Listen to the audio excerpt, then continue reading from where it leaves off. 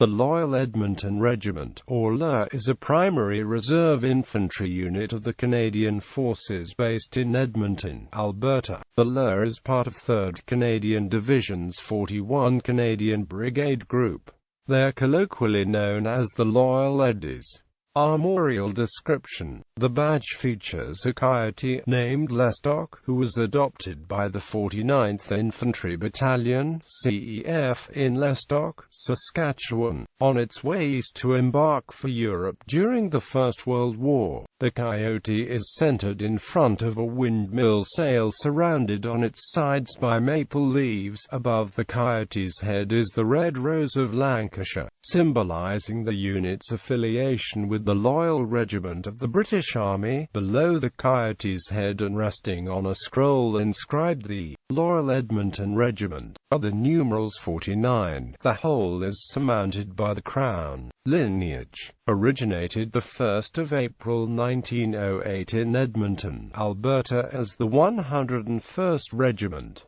Redesignated the 1st of March 1909 as the 101st Regiment, Edmonton Fusiliers. Redesignated the 15th of March 1920 as the Edmonton Regiment. Reorganized the 15th of March 1920 to form two separate regiments, the Edmonton Fusiliers and the Edmonton Regiment. Redesignated the 7th of November 1940 as the 2nd Battalion, the Edmonton Regiment. Redesignated the 7th of July 1943 as the 2nd Battalion, the Loyal Edmonton Regiment.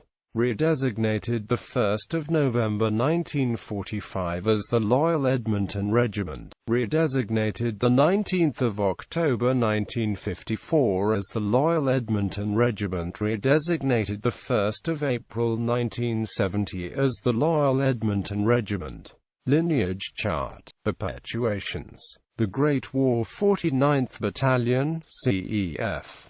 51st Battalion, CEF. 63rd Battalion, CEF.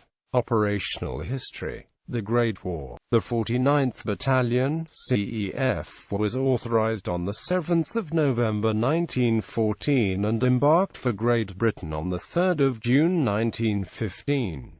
It disembarked in France on the 9th of October 1915, where it fought as part of the 7th Infantry Brigade, 3rd Canadian Division in France and Flanders until the end of the war. The battalion disbanded on the 15th of September 1920. The 51st Battalion, CEF, was authorized on the 7th of November 1914 and embarked for Great Britain on the 1st of April 1916.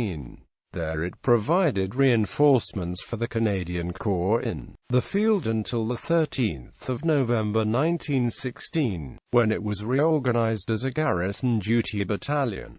On the 22nd of June 1916, its personnel were absorbed by the various regimental depots. The battalion disbanded on the 15th of September 1920. The 63rd Battalion, CEF, was authorized on the 20th of April 1915 and embarked for Great Britain on the 22nd of April 1916. There it provided reinforcements for the Canadian Corps in the field until the 7th of July 1916, when its personnel were absorbed by the 9th Reserve Battalion, CEF. The battalion disbanded on the 1st of September 1917. The Second World War. The regiment mobilized the Edmonton Regiment, CASF, for active service on the 1st of September 1939. It was redesignated as the 1st Battalion, the Edmonton Regiment, CASF, on the 7th of November 1940, and as the 1st Battalion, the Loyal Edmonton Regiment, on the 7th of July 1943. On the 22nd of December 1939, it embarked for Great Britain. D Company participated in the expedition to the Norwegian island of Spitsbergen on the 25th of August 1941. and a battalion landed in Sicily on 10 July and Italy on 3 September 1943, as part of the 2nd Infantry Brigade, 1st Canadian Infantry Division. The unit landed in France on 15 March 1945 as part of Operation Goldflake on its way to the Northwest Europe Theatre of Operations, in which it fought until the end of the war. The Overseas Battalion disbanded on 15 October 1945. Leonforte, July 1943. According to Misham and von Stauffenberg, in the Battle of Sicily, the Loyal Edmonton Regiment allegedly killed captured German prisoners. On 1 June 1945, a second active force component of the regiment was mobilized for service in the Pacific Theatre of Operations, as under the 3rd Canadian Infantry Battalion, CASF.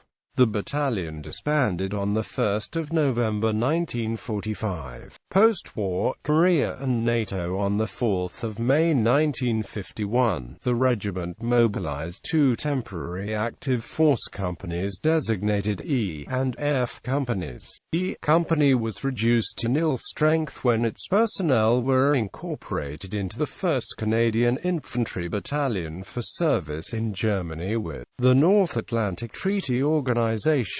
It disbanded on 29 July 1953.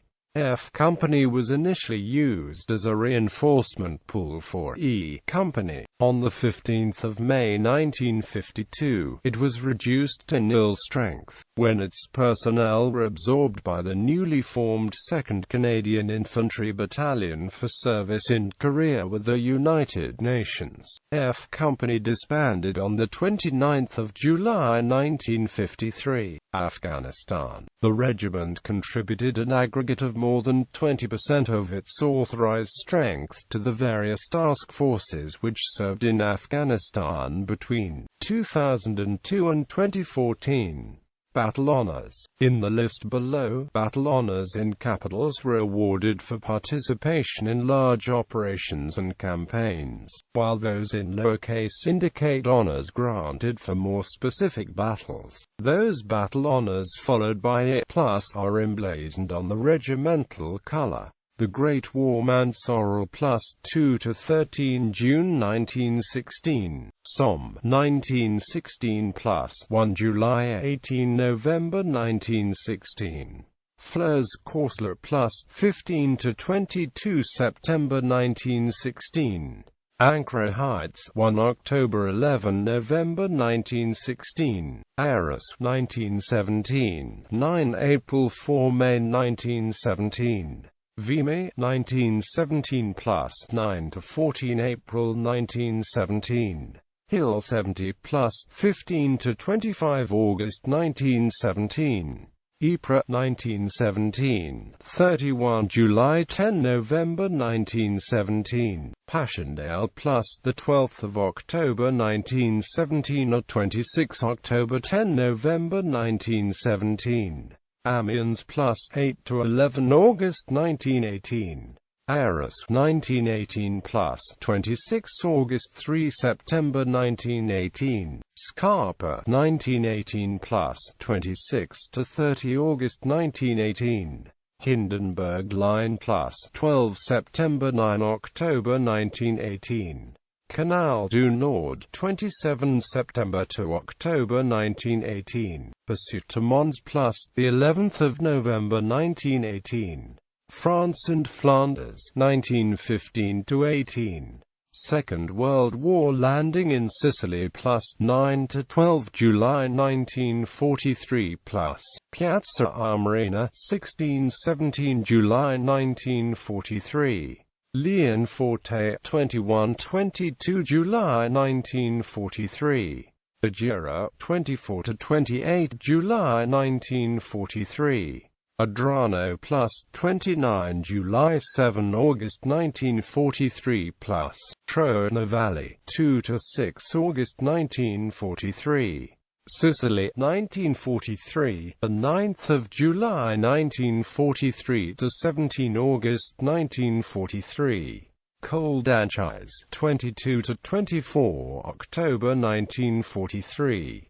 The Gully, 10 to 19 December 1943. Ortona plus 20 to 28 December 1943 plus. Lira Valley plus 18 to 30 May 1944 plus. Hitler Line 18 to 24 May 1944. Gothic Line plus 25 August 22 September 1944 plus. Montesacado 27-28 August 1944. Monte Luro the 1st of September 1944. Rimini Line plus 14 to 21 September 1944 plus. Pisciatello plus 16 to 19 September 1944 plus. San Fortunato 18 to 20 September 1944. Savio Bridgehead plus 20 to 23 September 1944 plus. Navilio Canal plus 12 to 15 December 1944 plus. Fossamunio 19 to 21 December 1944. Italy, 1943 to 1945, the 3rd of September 1943 to 22 April 1945. Appledorn, 11 to 17 April 1945. Northwest Europe, 1945 plus. War in Afghanistan, Afghanistan plus. Victoria Cross recipients: Private Cecil John Kinross, V.C. Private John Chipman Kerr, V.C. Early history. 1st Commander Colonel E.B. Edwards came to Edmonton about a year and a half ago from Peterborough, ONT, where he was born and spent his early life. He is a graduate of Toronto University with the degrees of MA and LL.B. He was admitted to the Bar of Ontario and practiced law with W.E. Scott Brothers of Mr. Justice Scott of Alberta. For 20 years he was City Solicitor of Peterborough, a city which is now 6th in the Dominion for manufacturing output, and has thus a close insight into the management of municipal affairs. Colonel Edwards is now Brigadier of the 7th Infantry with headquarters at Kingston. This battalion comprised the 14th, 46th, 47th, 49th and 57th Regiments. He is a past president of the Ontario Curling Association, one of the largest sporting organizations in the world. He was chairman of the special committee which received the touring Scotch curlers in Ontario 2 years ago. He has also occupied the office of Commodore of the American Canoe Association. Military matters. During the past year there has been a marked increase in the interest taken in military matters in Edmonton, and the next few months should see even greater activity in military circles, not only in this city, but throughout the whole of Western Canada. The Dominion government has been hampered by lack of funds in their efforts to raise military units in the West. They have done good work in this respect in the past and are every year making many, much-needed improvements. This is a new country, however, and a pretty extensive one, and it takes time to introduce all the modern conveniences and equipments necessarily to the maintenance of an ideal, the volunteer military system in the West. Officers and men who have been connected with military organizations in Eastern Canada and in the Old Country realize to the fullest extent the difficulties under which they are laboring in the West, and it speaks volumes for their patriotism and deep interest in the work of establishing a creditable volunteer system that they almost invariably take hold in a wholehearted manner and endeavor to surmount the obstacles. There are dozens of examples of this right here in Edmonton, and it is due largely to the efforts of such men that Edmonton is now the center for 2 first-class military units. The outstanding feature in the military world of Edmonton during the past year has been the organization of a new infantry regiment known as the 101st Edmonton Fusiliers, Lt. Colonel Edwards is in command of this new regiment and is very enthusiastic over the way the organization work has been carried forward. He has associated with him an excellent staff of officers with considerable knowledge of military affairs. They are all very enthusiastic and are energetically carrying forward the work. Shortly after the organization of the 101st had been authorized, classes were opened in the city for officers and non-commissioned officers. These were continued for 6 weeks and were well attended. 33 officers and 26 non-coms qualified and obtained certificates. They were assigned to the aged companies of the regiment as follows: Echo, Captain Osborne, Lieutenants Flint, Menely and Brown, Sergeants Gillespie, Ritchie, LeBlanc and Moore. Beco, Captain Weeks, Lieutenants Mulvey and Morris, Sergeants Gregory, Brownlees, Sherwood and Dredge. Seco, Captain Harwood, Lieutenants Kiefer, Delavault and Powley, Sergeants McCrae, Hodson and Berry. Deco, Captain Anderson, Lieutenants Crum and MacDonald, Sergeant Adams. Eco, Captain Fisher, Lieutenants Bradburn, Stewart and Riggs, Sergeants Balfour, Davis and Wilson. FCO, Captain Carpenter, Lieutenants Stark, Higman, Spratt and Chadwick, Sergeants Weaver, Campbell and MacDonald. GCO, Captain Strong, Lieutenants Mackenzie, Bellamy and Gorman, Sergeants Howland, Hawkins and Clausen. HCO, Captain McLeod, Lieutenants Gillespie, Whitaker and Kelly, Sergeants Batty, E.J. Hazard, Porter and B. Hassard. No attempt was made until very recently to enroll the rank and file of the regiment. Recruiting has been carried forward during the past month, however, and fully 1/2 of the total strength of the regiment has been enrolled. The total strength of the regiment will be 405, of whom 33 are officers and 372 non-commissioned officers and men. The formation of a regimental band with a total strength of 25 has been authorized. It is probable that arrangements will be made for the citizens' band to become the regimental band. A signal corps will be formed consisting of 2 men from each company. A supernumerary lieutenant of each company has been appointed to fill any vacancies which might occur. In the first 150 enrolled in the 101st, it is interesting to note that over 1/3 have been members of military organizations in eastern Canada, or the Old Country, and a number have seen active service in South Africa.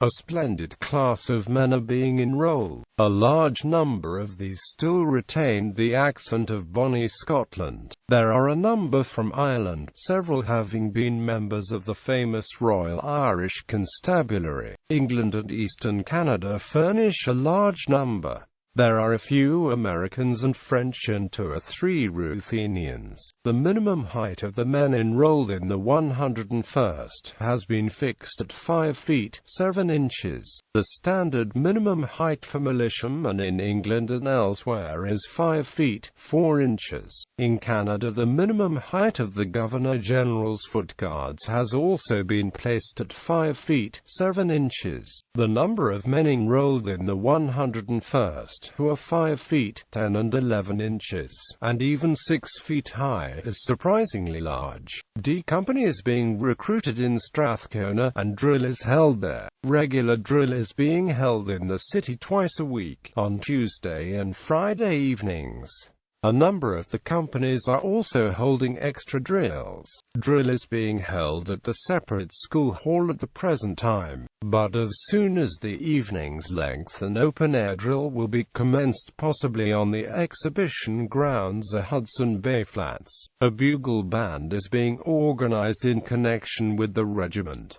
Allowance in age and height is being made for buglers. A number of young fellows who have a taste for this are required to complete their bugle band. Although there are now 2 strong military organizations in the city, there is still no armory. The militia department planned to erect a large armory here this summer, but up to the present the appropriation required for this purpose has not been authorized. The 101st Fusiliers are endeavoring to secure temporary quarters in the curling rink, and the waiting room is being used at the present time for the quartermaster's stores. If the rink is secured, as is expected, it will mean that a number of rooms will be built along the west side of the building on the space occupied in the past by the No. 4 LO. 8 rooms for the companies in the regiment will be built, and also a band room, quartermaster's store room, bugler's room and a sergeant's room. The officers will use the present waiting room and the room above it.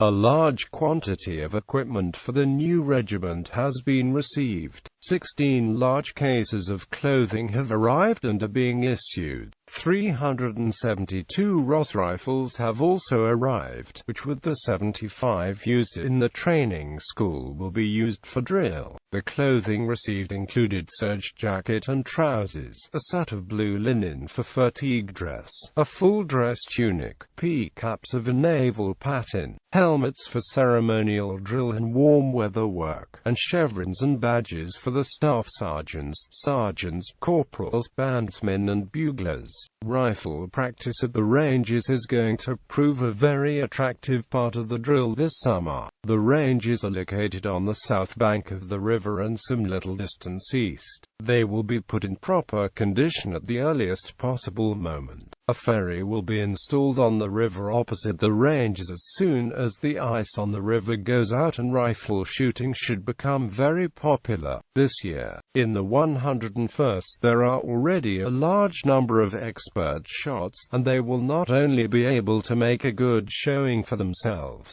but will be able to instruct new men.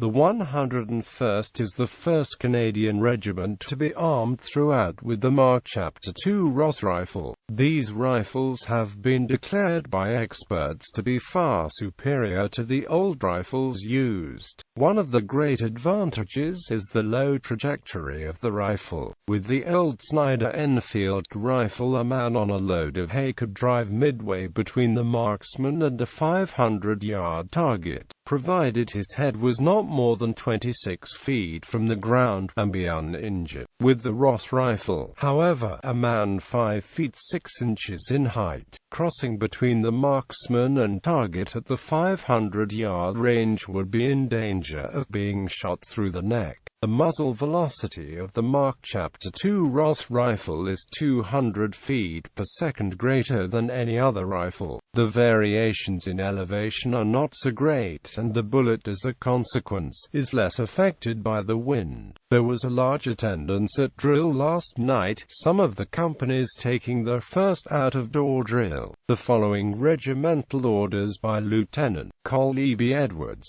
commanding the 101st Regiment, with headquarters at Edmonton, were read: 1. To be orderly officer for the week ending April 24th, Captain F.A. Osborne. Next for duty, Captain W.S. Weeks. 2. To be battalion orderly sergeant for the week ending April 24th, Colour Sergeant Howland. Next for duty, Colour Sergeant Weaver. 3. To be orderly bugler E. Batty. The names of the men enrolled up to the present were read. The coming summer promises to be an active one also for the 19th Alberta Mounted Rifles, with headquarters at Edmonton. This regiment will be stronger than ever this year. In Edmonton, which is the headquarters for a squadron, many new men are being enrolled. They are a better class than formerly and are picking up the drill very rapidly. A few months ago arrangements were made whereby a squadron would commence drill. All Saints schoolroom was secured for this purpose, and every Tuesday evening rifle and bayonet drill was held. A large number of new men joined the squadron and entered enthusiastically into the work of reorganization. Interesting lectures were delivered on military topics throughout the winter, and it is the intention to hold a number of smokers and social functions in order to keep the men together. New uniforms have been ordered for the men and are expected to arrive at an early date. The 19th is laboring under the same difficulties as the 101st through lack of a suitable armory or proper equipment. A squadron armory is located on 8th Street, but the officers and men will all gladly welcome the erection of a new and up-to-date armory in the city. The mounted regiments in the West go into camp every year for 2 weeks during the summer. This year camp opens on June 29, 2 weeks later than in former years. In this way it is hoped to escape much of the wet weather. The place of the camp has not yet been definitely decided. It is possible that Brigade Camp for Military District No. 13 will be held in Calgary again this year. The 19th AMR, however, may hold regimental camp at Edmonton. An effort is being made to hold Brigade Camp here in the future. It is now 3 years since a training camp was held in Edmonton. 6 weeks training school will be held at Edmonton prior to camp. Army signaling will likely be pushed forward briskly in the city this year, as both the 101st and the 19th are planning to raise Signal Corps. Sergeant Major Hopkins, of A Squadron, 19th AMR, has been appointed supernumerary lieutenant and will have charge of the Signal Corps. Recruits for the 19th Signal Corps are now being called for, and active drill will start shortly. The 101st are also planning to form a Signal Corps, although the signal officer has not yet been appointed. Sergeant Major Batty is a qualified signaller and will doubtless assist in the instruction of the Corps. The Fusiliers have organized a strong athletic club in connection with the regiment, and sports of all kinds will flourish this year. It is the intention to organize amateur baseball, football and cricket teams this year, and to enter men from this organization in almost every line of athletics. The following are the officers of the 101st Athletic Club: Hon. President Cole E.B. Edwards, Hon. Vice President Major Carstairs, Hon. Chaplain Rev. Dr. McQueen, President Captain Dr. Strong, Vice President Captain G.O.B. McLeod, Secretary Treasurer Lieutenant A.C. Gillespie, Executive Committee SERGT, Major Batty Color SERGT, Howland Color SERGT, Adams SERGT, Hodson and PTE Mahoney. Recent activities: the unit continues to carry out individual and small unit training. The unit celebrated its 100th anniversary in April 2008. In September 2011, the Eddies sent a number of soldiers on a decentralized basic parachute course with 3 PPCLI. The regiment expanded to Yellowknife, Northwest Territories with the establishment of C Company, the Loyal Edmonton Regiment, in August 2009. Alliances: United Kingdom, the Duke of Lancaster's Regiment.